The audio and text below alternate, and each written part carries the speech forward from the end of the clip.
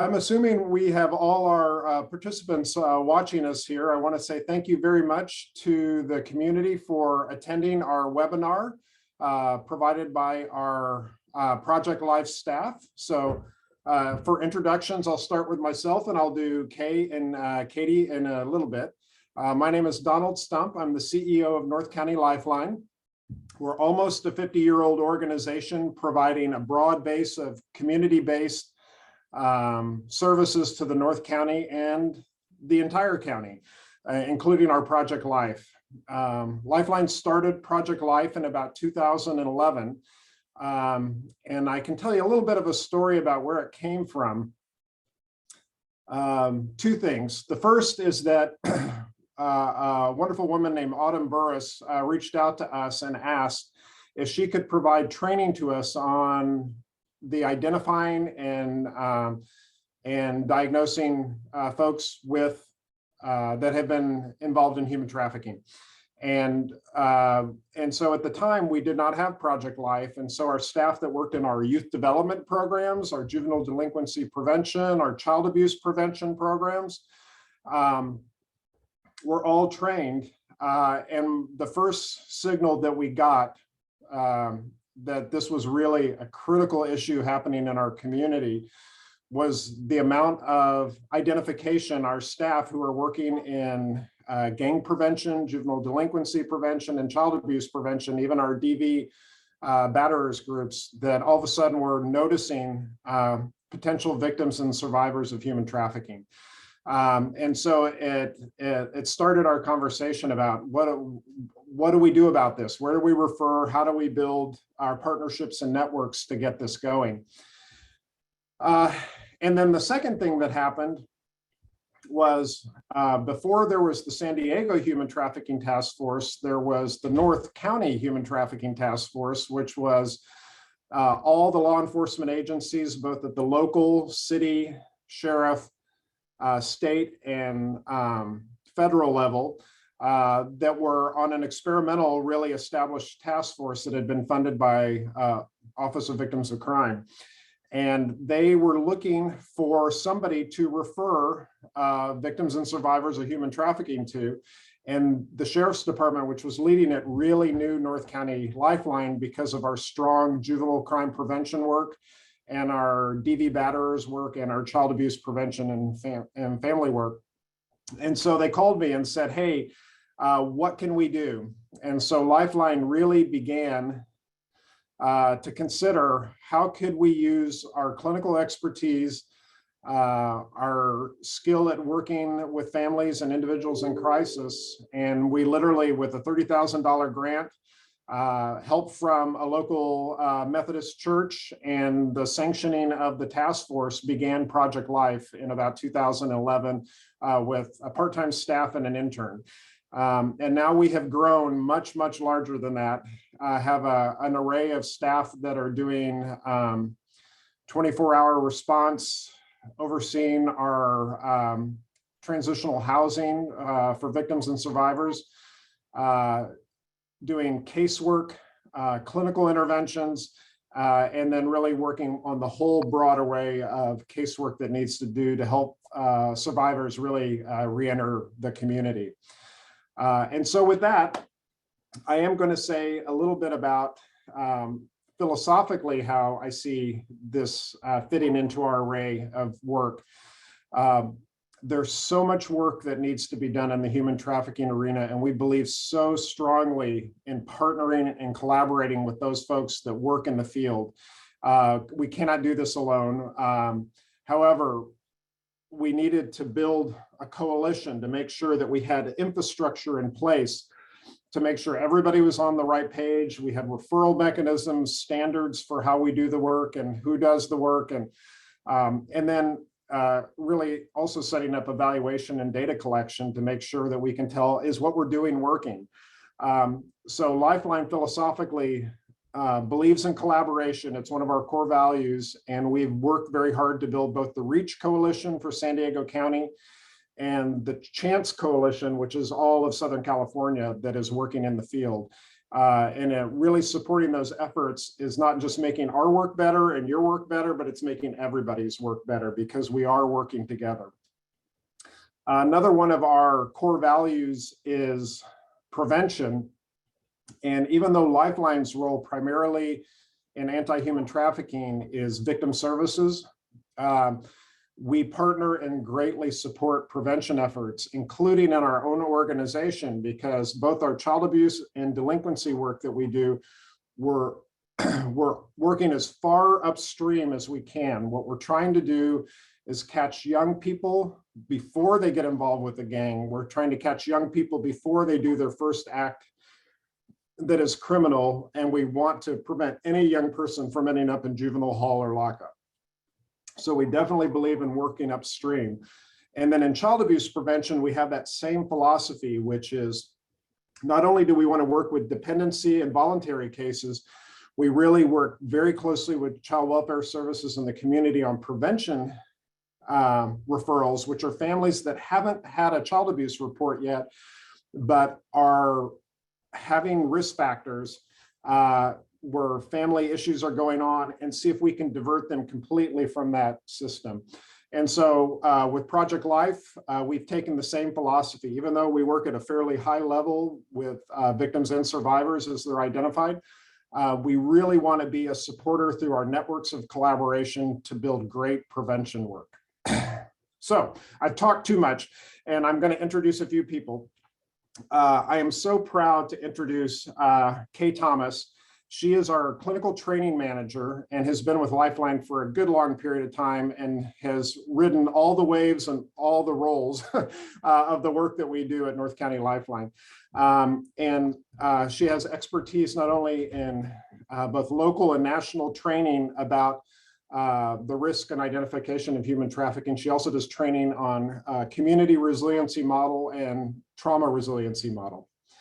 And then I'd also like to introduce Katie Wilson, who has also been with Lifeline for a good long time and has shared many of the roles in Project Life, and has great clinical expertise in working with clients, also a great deal of passion to make changes for the survivors that she is working with.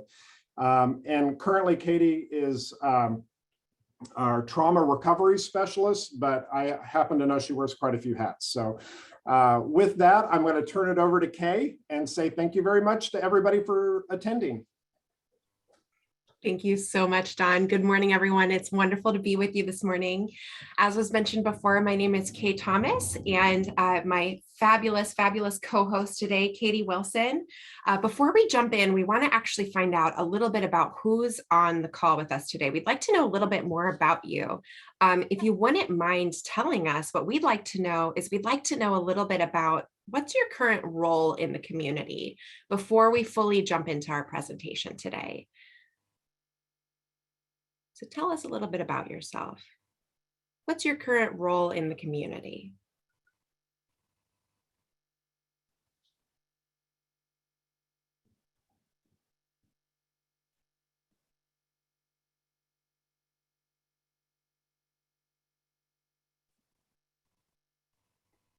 Oh, nice. We've got a nice mix of folks so far. We've got folks saying they're community members, service providers, educators, youth mentors. Fantastic.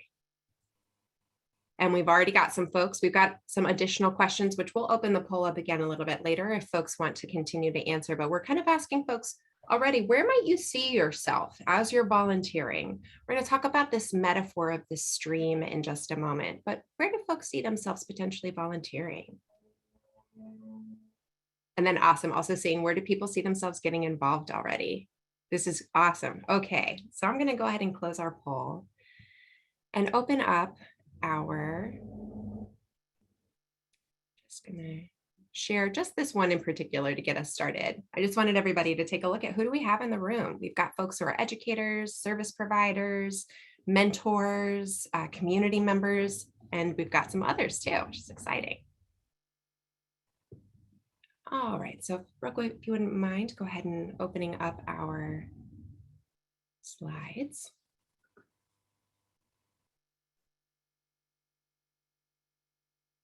Awesome. So today we want to talk a little bit about how to get involved in the anti-trafficking movement. This is a question that Katie and I get so frequently while we're out in the field and we're doing presentations, we're talking with people, we'll get phone calls, we'll get text messages, we'll get voicemail saying, how can I get involved? And there are so many ways that you can get involved in the anti-trafficking movement.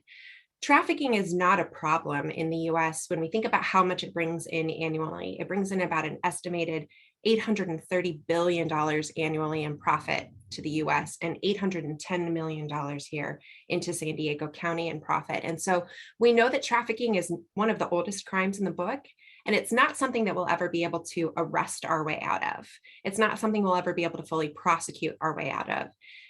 Ending trafficking is really something that requires us to look at this from many different examples. And so we're going to talk about what that looks like in just a moment. So thinking about our mission in particular, I know Dawn shared a little bit about our core values earlier, but I just wanted to share North County Lifeline's mission, and our goal is to build self-reliance among youth, individuals, and families, specifically through problem solving, skill building, and accessible community-based services, which is really where we see our heart shining, is those accessible community-based services.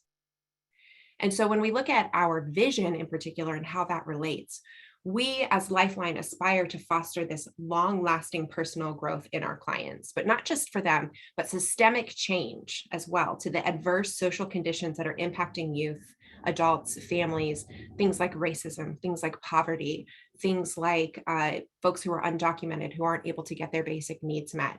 And so Lifeline seeks to build resiliency to those that we serve in particular, because we believe that when we help build that resiliency, they're able to reach their highest potential.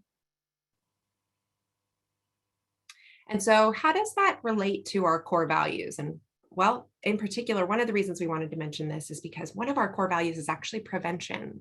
We believe that it is so important to get ahead of the game, to get ahead of that ball, right? To identify problems early on, or even factors that might create problems, that we can start to alleviate those within our communities, within our schools, within our families, within our youth. We also believe in quality as a core value. And this is Katie and I will talk a little bit more about how quality often relates to the services we provide within the anti-trafficking field and how that relates to volunteering. But something to keep in mind for yourself as we move through this is that we as Lifeline, we value quality, and in particular, specifically around clinical oversight and client intervention. And so oftentimes when we bring volunteers into our programs, that's something that we're very intentional about fostering in our volunteers and creating that sense of quality. And then lastly, collaboration. We love to collaborate at Lifeline. We love to collaborate within our program. We love to collaborate, and we love to watch collaborations flourish and help in any way that we can. And one of the ways that we are going to end trafficking in the world is by collaborating together. This is not a problem that we can solve in silos. This is not a problem we can solve alone. We have to partner together on this. So I'd like to give you a very brief metaphor. I'd like to read a quote that you might be familiar with Bishop Desmond Tutu, who passed away this past December in South Africa. And he has this quote that says, "There comes a point in time where we need to stop pulling people out of the river. We need to go upstream and find out why they're falling in." And so in preparing for our presentation today, Katie and I wanted to talk for just a moment about this idea and this metaphor of the public health upstream downstream approach. And so I'd like to share a story about how this metaphor came about. There was a man and a woman, and they were fishing in a river. And as they were fishing, there was this beautiful waterfall right next to them, right? Maybe you might see them kind of down at the edge of that river over by where it says intervention. Maybe they're sitting on that rock. And they're fishing, and as they're fishing, they're noticing people in the water who are drowning, who need help, and they're pulling them out. And they spend all afternoon doing this, person after person, every few minutes. And eventually the wife said, "This is exhausting. Like, why don't we find out why people are even falling in the river in the first place?" And so they started to hike up this waterfall, and they saw people continuing to come down this stream. And so they continued to help people out as they saw them in the river, but they continued to push forward. And when they got to the very tip of this problem, what they discovered was there was this beautiful outlook, this beautiful cliff that was overlooking this river. And people were walking up to this cliff to view this beautiful view. But what they didn't realize was a very sharp drop off, and they were falling off the cliff into the river, down the waterfall, right? And so they said, we need to do something about this. These people are coming to look at this beautiful, beautiful view, and they just keep falling in. And so they petitioned their local mayor to help build this little railway around the cliff to prevent people from falling in. So why did we share this story? Well, we shared this story because Katie and I frequently have people say, how can I get involved in the trafficking movement? I really, really want to help your clients. I want to be with your clients. I want to mentor them. I want to do this. I want to do that. And that's often so incredible to hear. We love to hear people's heart and passion for being involved in the movement. And simultaneously, we frequently remind people that being involved in the anti-trafficking movement does not specifically mean only being involved with people who have already experienced trafficking. One of the reasons we also mention this metaphor in particular is because Lifeline views our services within the community in a very similar way. We utilize this exact same model. Hit advance to the next slide. Thank you. So thinking about, and of course, this is not an exhaustive list of all of our programs because there would be letters all over the screen and it wouldn't be as pretty as it is. But I wanted to give a few examples of ways that we do this work, right? So thinking about prevention-based work and specifically about anti-trafficking. We have programs like our Club Crown Heights program. That's an after-school program that works with youth immediately after they come out of school. We have programs like our Community Services for Families, or CSF, where they are doing that initial screening of parenting skills, of services that folks might need, of connecting them to resources to prevent there from being any child abuse or ongoing abuse that might occur. We have things like our community assessment team that are in our schools that are attempting to identify mental health concerns and challenges of youth early on before they start to dramatically impact their school, their behavior, their relationship with their family and friends.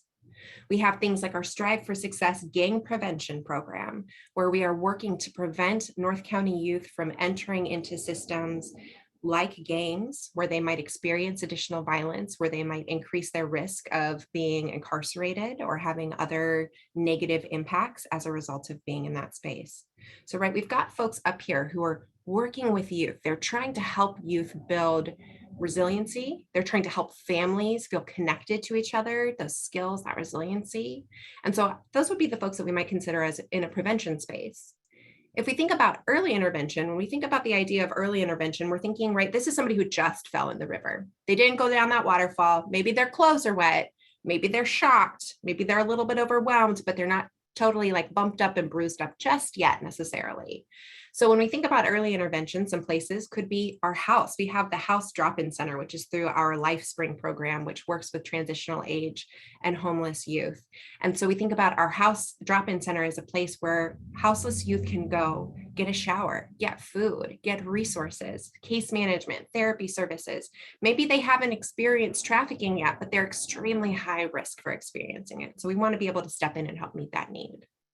We have other programs like our Communities in Action program for folks who are, there's lots of different things that our CNA program does, but I'm thinking specifically about the way that our Communities in Action program steps in to help provide financial stability as needed for families in our community, to help meet very specific needs so that we don't have things like regressive crisis, where maybe people will lose their home. We also have things like our impact program. We are working not only to identify those mental health concerns, but coming along the side of parents in particular to help give them those extra skills to be better parents and better caregivers of their children. We have anger management groups for adults, right? Well, that might not seem like it's connected to the stream.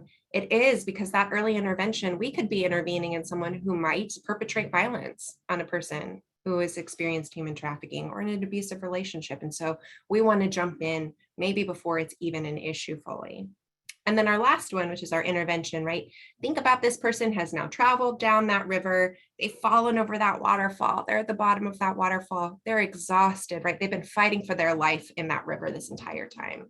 They've got bumps, maybe they've got bruises, maybe they've got cuts. They've got a lot of needs, a lot of really acute needs. And so our intervention space would be something like our Project Life program, which Dawn mentioned earlier, our anti-trafficking program, where maybe we're working with them in law enforcement directly. We're going out in the middle of the night providing emergency response.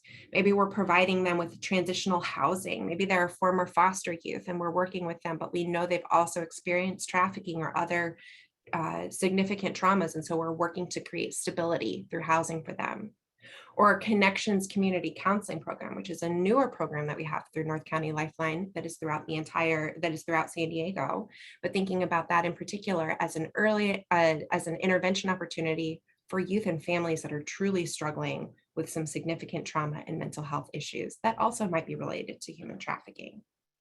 So we share that because we want you to see, just as we begin this process and we help you identify some of the ways that you might come to the table and ways that you might join the anti-trafficking movement, that there are many, many areas in the stream. There are many different approaches and ways to get involved.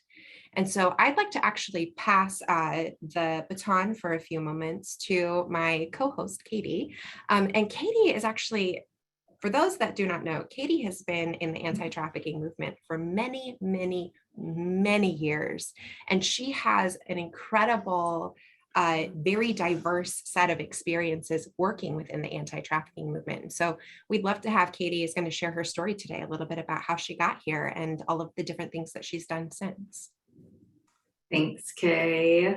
Yeah, I love that stream metaphor. And just going off of that, I'm going to share, like Kay said, a little bit about my journey in the anti-trafficking movement.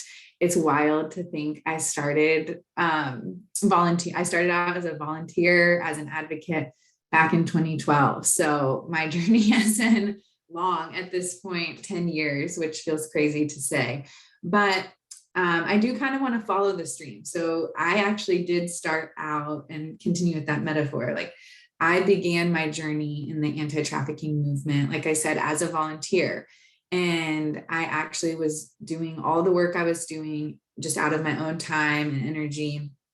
And I began in prevention, essentially, in that part of the stream. I started out by going to a conference that was based on justice and different initiatives around the world. And I heard someone talk about human trafficking, and I heard about a couple organizations that I could get involved with, and it pierced my heart and it became a passion of mine. And so the first ways I got involved were I started a campus club or a campus chapter on my university campus. And I began that group, and it was through International Justice Mission. It was a local chapter. And I essentially just started raising awareness on my college campus to let students know and faculty know, and other clubs and Greek life, anyone I could talk to about human trafficking, and give them the information that I had learned to spread awareness. That was my goal. So I started doing that. I started that club. And then after that, I did an internship in Washington, D.C. Through IJM as well, where I did a lot of lobbying. Like, I did a lot of work on Capitol Hill, lobbying and advocating for legislative efforts, which to me was prevention. Like, when I look back, because I was advocating for laws and systemic change so that victims and survivors would have these protections and would have these rights. And so that less people, there would be laws in place to protect people from being impacted by this crime in the future.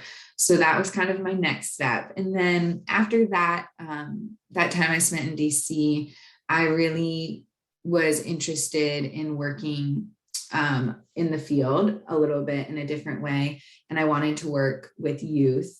And so I was a local Young Life leader. Young Life is just another nonprofit that works with youth in schools, and comes alongside youth and mentors them. And so that was honestly my next step, right? Like, these youth needed a mentor. They needed a safe person to talk to.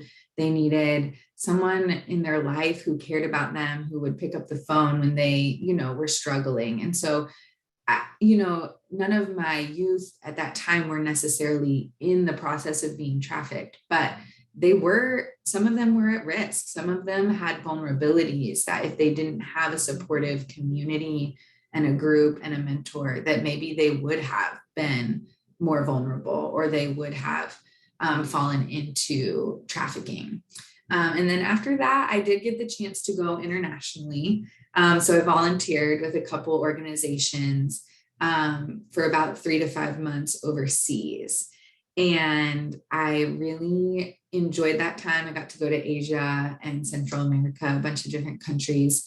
And I got to work there. Again, I still wasn't working with survivors of human trafficking on the front lines. I was actually working with children in orphanages and group homes.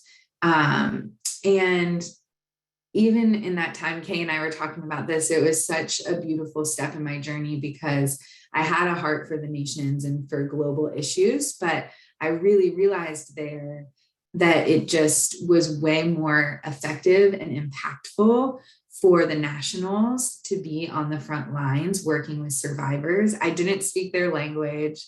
I didn't have the same set of skills that they had to give to their community. So I really took those trips were really humbling for me, because it made me come face to face with what are the gifts and the talents that I can actually use here that will be effective and efficient, and will be helpful and not harmful for this community. What will bring help that will be long-term and long-lasting, not just like for a moment.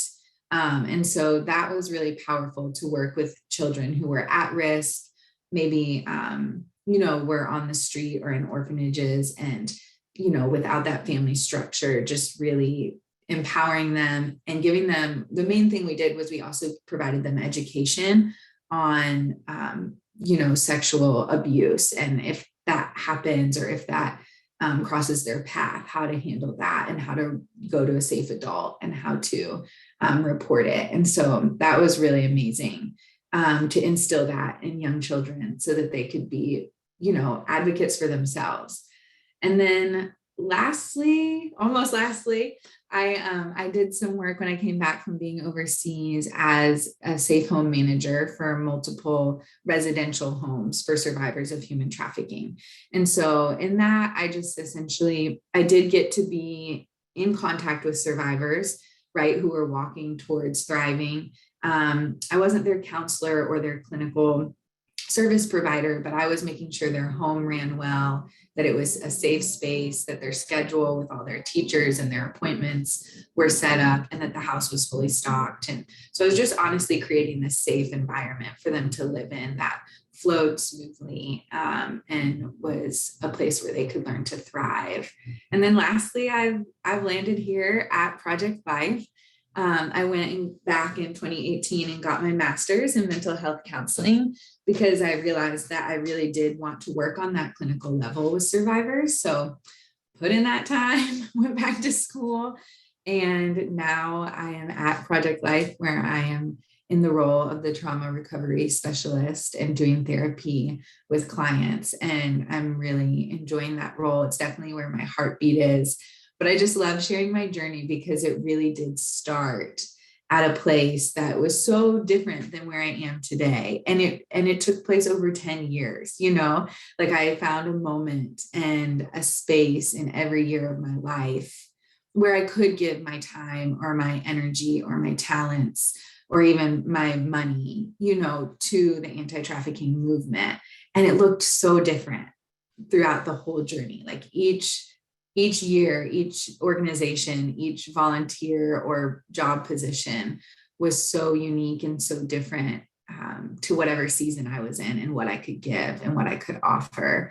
So yeah, I just share that with you to encourage you that no matter where you see yourself in the stream, right? No matter where you see yourself in your stage of life, that you do have something to offer. There is a group of people that you can definitely serve to help them and to help the anti-trafficking movement. Thank you so much for sharing that, Katie. And I'm wondering, having heard Katie's story again, I want to open up this poll one more time, right? Thinking about this upstream, downstream approach. Where do you see yourself in this space where you might find yourself volunteering? And we're going to give you some examples of some ideas. but just as a reminder, right, to kind of maybe stretch our vision of volunteering a little bit.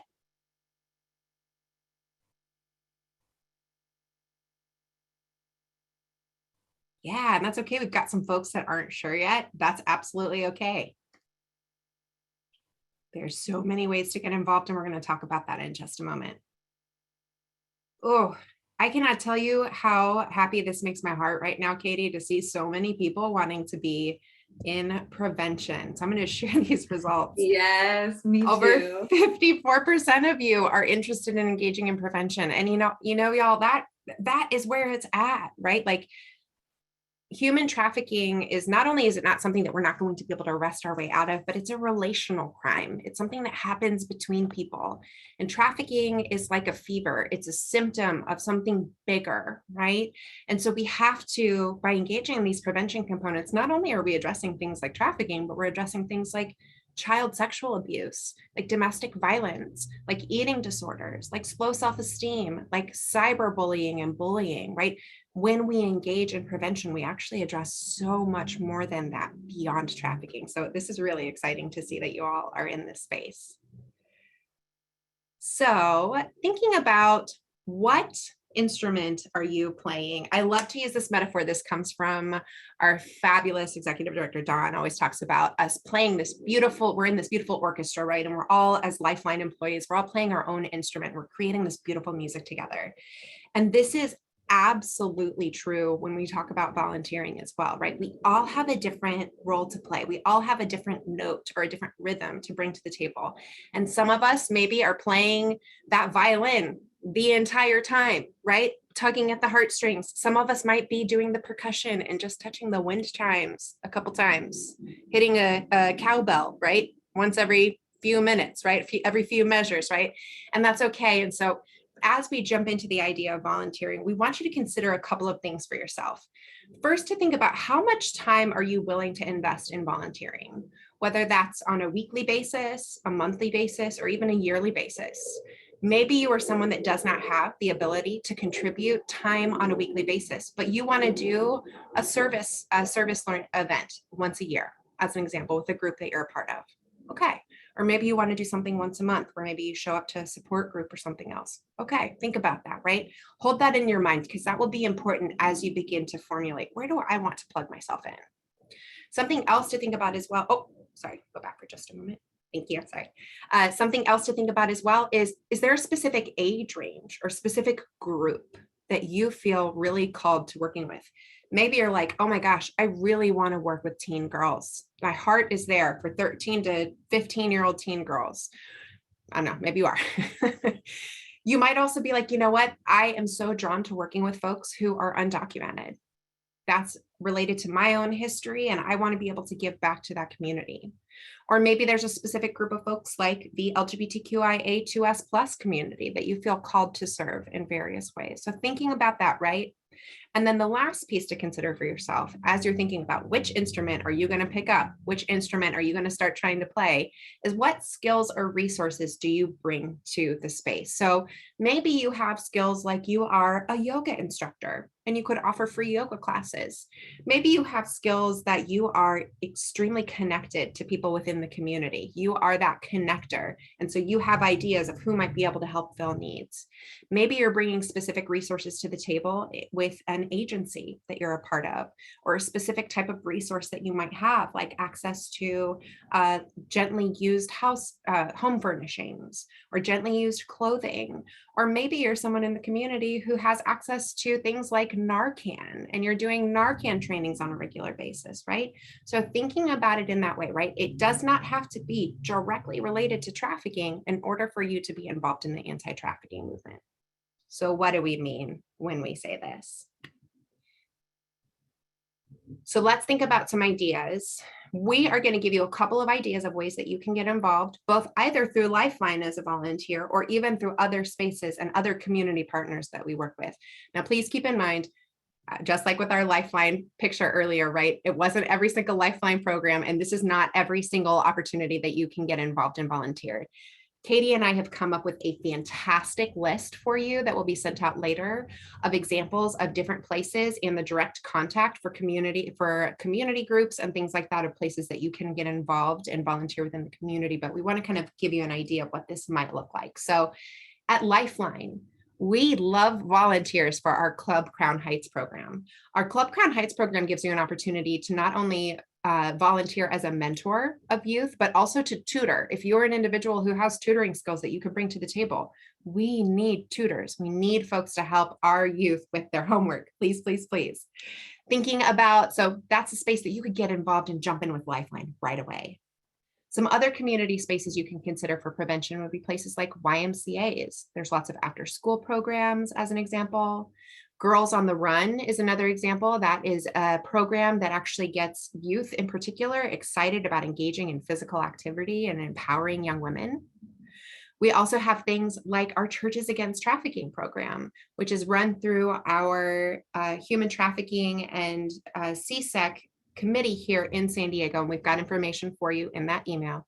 But our Churches Against Trafficking is a great space where different individuals within different religious communities can come together to talk about ending trafficking within the church, to talk about prevention measures. How do we engage in healthy relationships? How do we have conversations with our children about healthy, consensual relationships?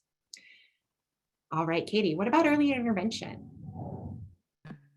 Yeah, so next we have early intervention, and right there you'll see, and we've mentioned the house drop-in center with Lifeline. We love having people volunteer there. This is where our homeless and former foster care youth and TAY youth, which is transitional aged youth, they all come, like Kay mentioned before, for showers, for meals, for resources, and get connected to services further in Lifeline. And so we love to have volunteers there. We love to have people help out at the drop-in center. There's so many things you can do there to help support these youth. And so we love that. And then some other community spaces in San Diego. CASAs, this is one that I really love. So these are court-appointed special advocates for children who are going through the court system, who are having, family cases and who need support. And so you can show up as their mentor. So this, obviously, you're an advocate for them in holding space and being an emotional support for them as they go through these court cases, but you're also showing up in a space where you take them out for ice cream, or you go play at the park, or you help them with their homework, things like that. So I have a couple of friends who have jumped in and started doing that. And I have heard that it's just been amazing. They love doing that. They just find so much joy in showing up for these children and creating a safe adult connection for them during that process. And then Safe Families program through Olive Crest is an amazing program. You can get trained to be a foster care family for children who are in the foster care system. So Olive Crest is amazing at what they do. They train, families to be able to house children while they're in the process in the foster care system and waiting to be adopted. And they also have an amazing training for people who want to babysit or help foster care families. So foster care families have a lot on their plate, and you actually have to be specifically trained to do childcare or to be a certified babysitter for foster care families. Because they're protective of who they allow to watch the children. And so you can actually get connected and can get trained through Olive Crest and Safe Families programs to just be a babysitter for foster care families, which gives them, a break, which gives them a breather, which gives them time to do all the necessary things they need to get done for their family when they're showing up in that way for those kids. So, yeah. Right. And then we have intervention. So Lifeline, obviously, Kay and I are here representing Project Life, and we have volunteer opportunities for people who want to be involved with us. There are a lot of different ways you can get involved volunteering for Project Life. Just to highlight like one of the volunteer options that I have enjoyed working with.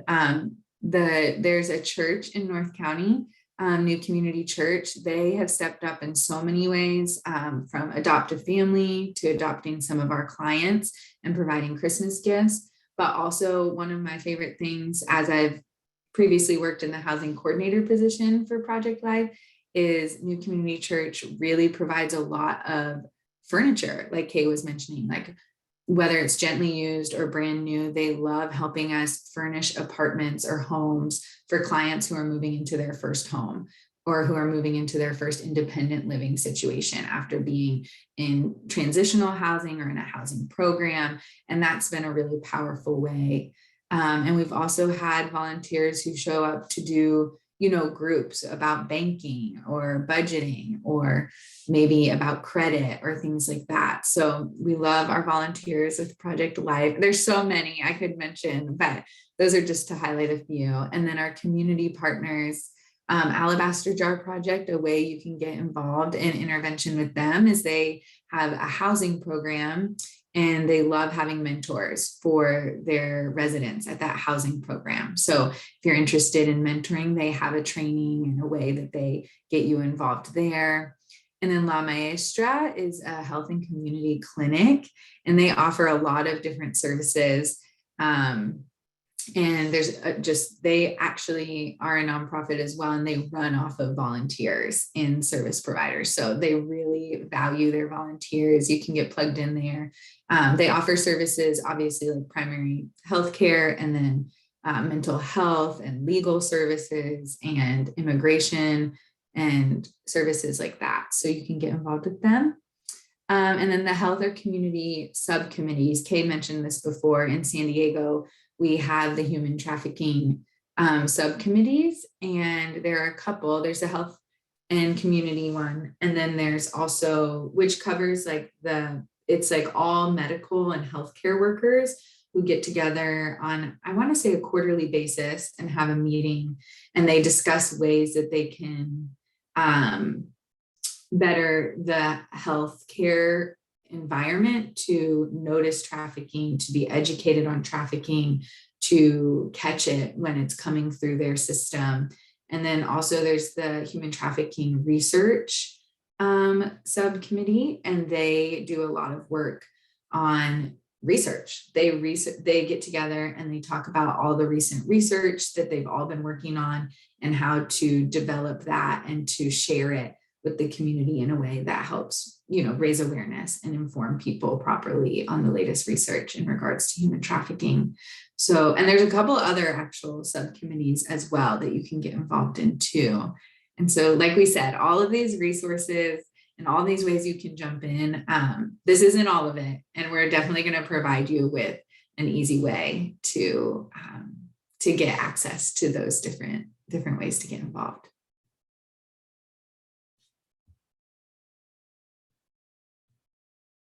All right. Okay. Yeah. So thinking about what Katie has shared, right, there are so many examples of ways that you can get involved. And so we want to kind of give you a moment to think about some more specific ways, right? Ways that you could become an advocate, that you could meet a need, right? Many of the different options that we shared with you, whether that was things like the health subcommittee or things like engaging in various awareness walks, we're going to be sending out quite a bit of information for you about things like the Seroptimist groups here in North County and throughout San Diego County. Seroptimist has a fantastic walk that they do for every year. That is their awareness event that actually is going to be happening very, very soon. And Summer Steffen, our district attorney here, is actually the guest host and the guest speaker for that. And so that will be coming up very, very soon at the end of the month. But we mention these different components because there's a lot of different ways that you can get involved. You can become an advocate. You can meet a specific need through a program. You can get connected with your community in some way, shape, or form, to join things like Churches Against Trafficking, or to support community partners, to create even a specific service group to address a specific need. And so thinking about, again, what you've heard today, Where do you see yourself getting involved in this process? So I'm going to open up one more poll. So based on what you've heard today, where do you think that you might see yourself getting involved? Becoming an advocate, meeting a specific need through a program of some kind, joining your community and increasing and raising awareness.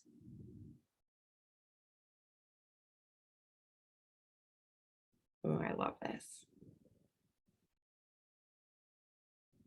You know, one of the things that I'll share as well as waiting for the last few to come in. Perfect. Okay, so I'm going to share this poll. We've got about half of you are saying to be an advocate, to meet a need, or to join the community in some way, right? Kind of split between those. And I wanted to share very briefly before we open up the floor for any additional questions that folks might have. And as we continue, I've been working in this program now for about 5 years, and I give lots and lots of awareness presentations all the time. That's a very key part of my job, giving presentations to the community, to service providers, all sorts of different spaces. And there's one story that always really sticks out for me about the power of awareness and the power of just talking about human trafficking. We have a tendency to treat trafficking like a very taboo topic that we don't want to talk about, or we're only going to talk about it when we go to that awareness event, or we're only going to talk about it when we post that end it thing on our Instagram during the month of January, or when we're doing our little black dress project, right? Maybe we're only talking about it then, but we don't really talk about it any other time. And the reality is what we know about trafficking is that trafficking thrives in the silence. Trafficking thrives in the darkness. Trafficking thrives in people ignoring it. That's why it's one of the oldest crimes in the book. And so I mentioned this to say, I went to this, it was a nursing class, a community nursing class for a local university. I gave a presentation on human trafficking. We talked about risk factors, how to identify, right, how to screen, how to get services for someone. And then I left. And I came back about 3 months later, and the professor said, hey, I wanted to share this story with you. The last time that you were here, you shared all of this information, and one of the students went home and he shared some of the risk factors and warning signs that you had shared with his parents. And his parents said, oh my God, your cousin is being trafficked right now. And he was like, what are you talking about? And so they pulled out that PowerPoint presentation that we had gone over a couple of days before and started going through it. And all of these different risk factors and behavioral warning signs and red flags and indicators this individual was meeting. And it turned out that she was experiencing sex trafficking at the hands of someone that she believed to be her boyfriend at that time. And as a result of that presentation, and I don't say as a result of me, but because he went to that presentation and because he shared that information, he passed it along to another person, his cousin was able to be recovered and to begin the process of engaging in healing and recovery. And so I share that to say, sometimes when we think about what it means to be an advocate, doesn't mean that we have to get out on the street. It doesn't mean that we have to go to Capitol Hill. It might mean that we're having this conversation as a normal part of what we talk about in healthy families and healthy relationships as well. And so I just wanted to share that briefly. Before we jump in, we're going to open the floor for questions.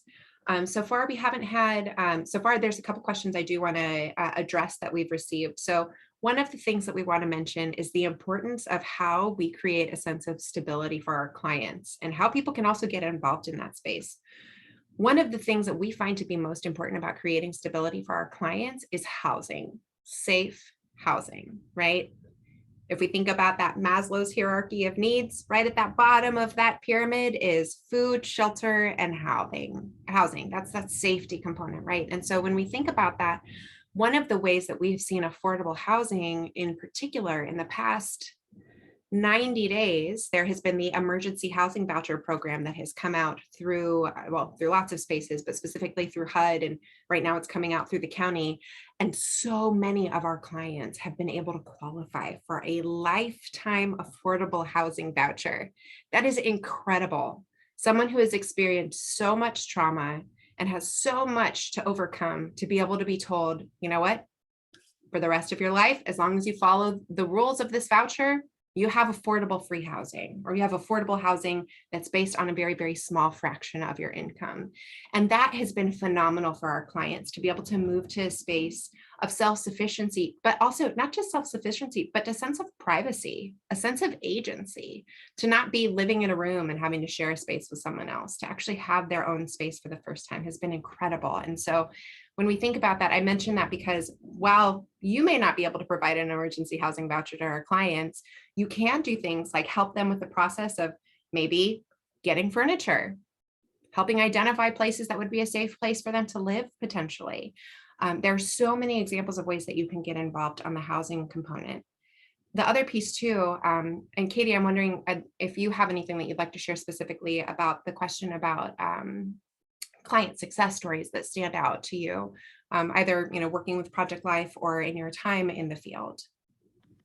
Yeah, success stories. It's like the favorite part of the job, right? Is those clients who we really get to, who we get to see come into services, right, in crisis, and then we watch them grow from being, a victim of human trafficking to a thriving survivor. And I honestly feel honored to say that, like, in my time at Project Life, I've actually gotten to see that, which is not always true for service providers, right? Because sometimes we're just planting the seed, or sometimes we're just a stop in the journey for survivors. But gosh, yeah. So I recently, and this is a great example of also collaboration, but recently had a client who I've been working with in therapy, and she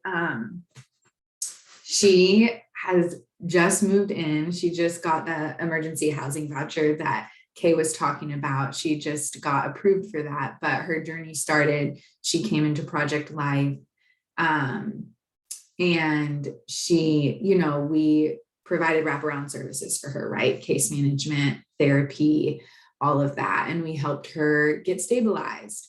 And then we helped her find housing. So stable housing can come through different forms. So she entered into a housing program, actually through Alabaster Jar Project.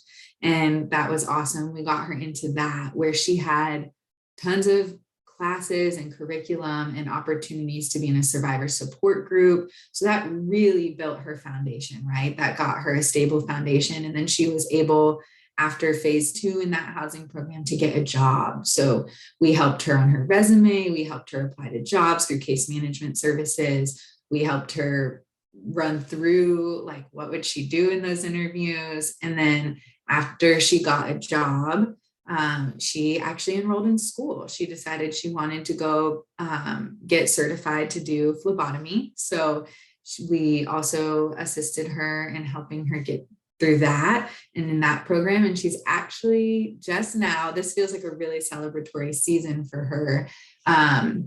She graduated from the Alabaster Jar housing program at Grace House. She got the emergency housing voucher, and she also is about to finish her phlebotomy certification. So it's been like a huge, like, amazing journey to watch her come into our services in crisis, and really, watch her walk and feel more empowered to choose to go into a housing program, that she needed that, to choose that she wanted to go back to school, to choose that she wanted to work and felt ready to do that. I mean, it's just amazing to watch survivors, when they really are supported and when they have the resources that they need, begin to make really healthy choices for their own lives. And really, I love watching them begin to heal and begin to thrive. So that's just one that comes to mind. But there's definitely more like that I could share. I love that. That's one of the most incredible parts about being on this side, is to see how much people shift and change and grow. Even if you're not the person who gets to hold their hand during that success, to know that the work that you put in, that person is growing and thriving. I love that so much. So we've got one question we'd like to answer briefly before we close and end our time today. There was one question in here that was mentioned, asking about earlier when we were sharing the story about the young woman who was being trafficked by her boyfriend, the question is the person who is being trafficked by her boyfriend, could you tell, how can you tell if someone's being trafficked, and how do you even start the conversation with someone who's being trafficked without them maybe giving you pushback or feeling defensive? This is a fantastic question. I would really encourage in particular for this person to reach out to us to talk about presentations that we have. We've got a lot of great awareness presentations where we can help train you, whether you are a service provider or a community member, on how to identify trafficking and how to engage a victim of trafficking. And so that they're in a space where they're able to access resources, in a space where they're able to utilize those support systems. So I would encourage you to reach out, because it's a slightly tricky question to answer in a short period of time. There takes a little bit of nuance and some subtleties based on what the person is experiencing and what their circumstances look like, but we can absolutely assist with that. All of our training and technical assistance around trafficking is grant funded and free. And then we have one more question. What are NCL's goals around using data? Specifically, we're talking about data that has anonymity to it, right? What's working, what's not working, as well as identifying upstream risk factors. Does it make sense to collect your own data, or do you rely more on third-party assessments? Fantastic question. So we actually do quite a few different things with that. Again, a little bit more complicated of a question, so I won't answer it in too much detail, but what I can say is we have a combination of things. So for our funding with our program, we have a very diverse mixture of funding of local, through the county, through the state, through the federal government, and through private funding sources as well. And so with that, each funding source requires different types of data. So we do very specific data collection through government databases. We also have a contract, and we have SANDAG, who is the San Diego Data Collection Team, who actually comes together with us and our REACH coalition of about 11 different providers throughout San Diego County to help us work on our data to make sure that it is consistent across the board, that we're measuring it. It is also very much information that is, not only is it anonymous, but in addition to that, we find ways to keep it confidential within house. But yes, it's aggregated and anonymous when we provide that information in those report outs. We do have some of our current statistics around our program outcomes online right now on our Project Life website that you can take a look at. And you can take a look at our impact with the REACH Coalition there as well. If you have any more questions or comments, please feel free to reach out to me. And we can share a little bit more about what that data process looks like and how we are continuing to engage in identifying best practice specifically with human trafficking and data collection. So please reach out. So I want to say thank you so much for listening to Katie and I share a little bit about our experiences and our time working in the anti-trafficking movement. I'm going to go ahead and pass it back over to Dawn now, who's going to finish up our session today. So thank you so much for joining us.